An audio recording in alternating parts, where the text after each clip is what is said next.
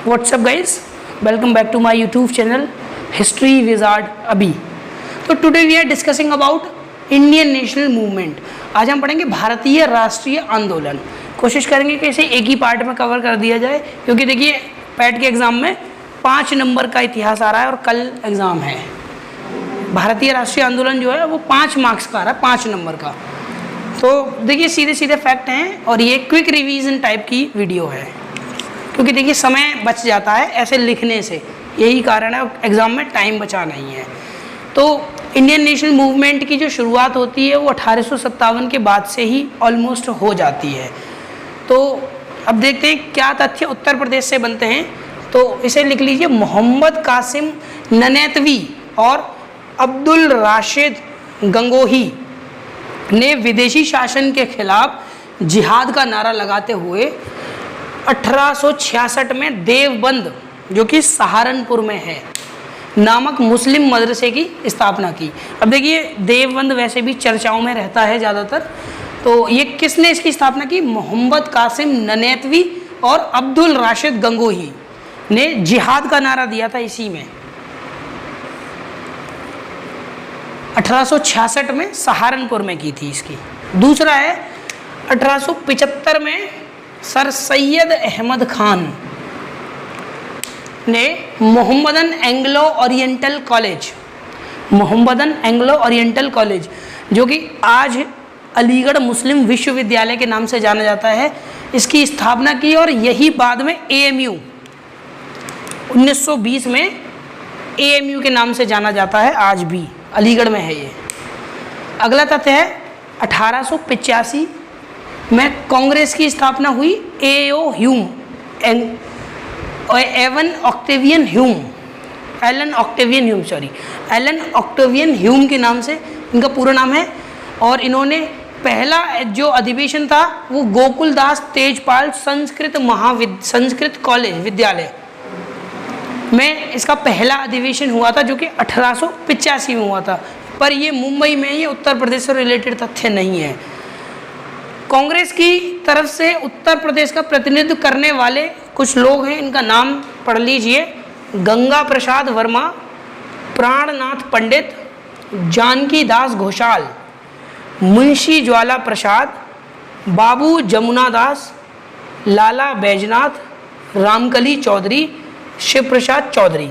इन्होंने कांग्रेस की तरफ से उत्तर प्रदेश का प्रतिनिधित्व किया था, मतलब ये रिप्रेजेंटेटिव थे उत्तर प्रदेश के उस समय। 1885 से लेकर 1947 तक कुल 9 अधिवेशन उत्तर प्रदेश में हो चुके हैं, और जिनमें से 3 लखनऊ में और 3 ही इलाहाबाद में हो चुके हैं। कैसे कैसे हैं अब देख लीजिए आप। देखिए 1899 में लखनऊ में हुआ था अधिवेशन, जिसकी अध्यक्षता की थी रमेश चंद्र दत्त ने। RC दत्त का भी नाम, मतलब RC दत्त के नाम से भी जाना जाता है ना, रमेश चंद्र दत्त। 1916 में अंबिका चरण मजूमदार, AC मजूमदार भी पढ़ा होगा आपने कहीं कहीं।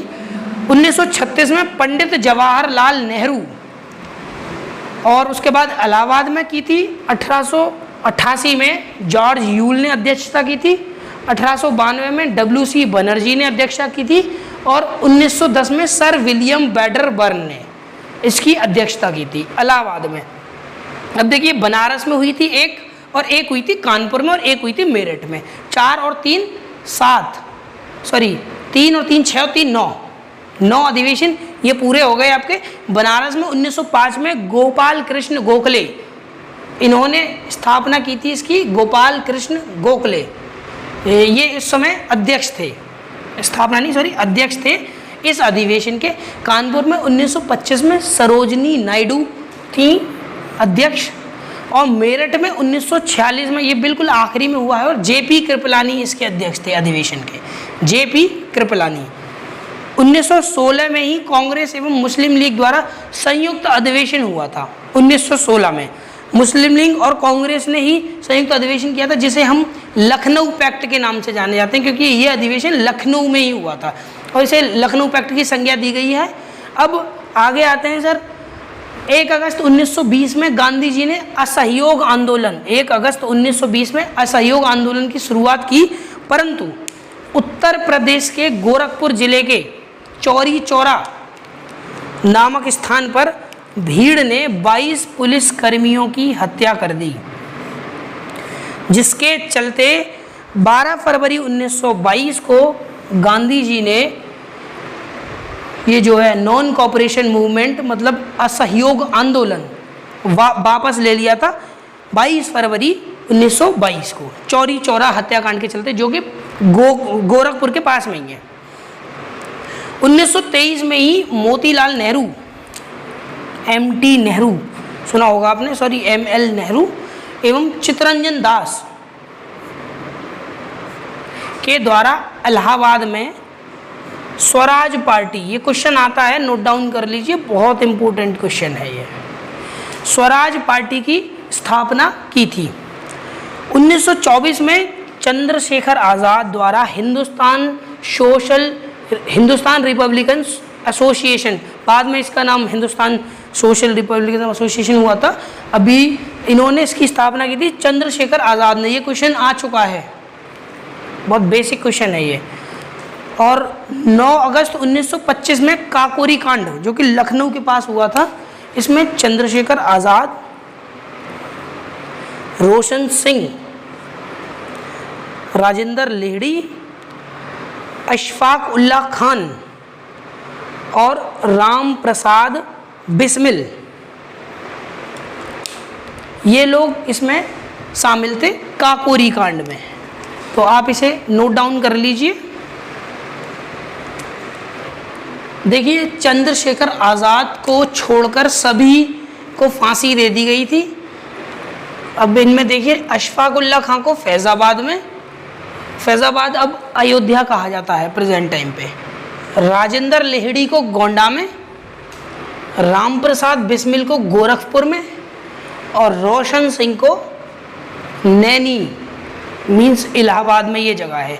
ये भी क्वेश्चन आया था जब मैं जामिया यूनिवर्सिटी का एंट्रेंस देने गया था, तो यही क्वेश्चन आया था कि रोशन सिंह को फांसी कहाँ दी गई थी। फिर देखिए, उसमें 1928 में ही सर्वदलीय बैठक का आयोजन लखनऊ में हुआ, जिसमें साइमन कमीशन का बहिष्कार किया गया।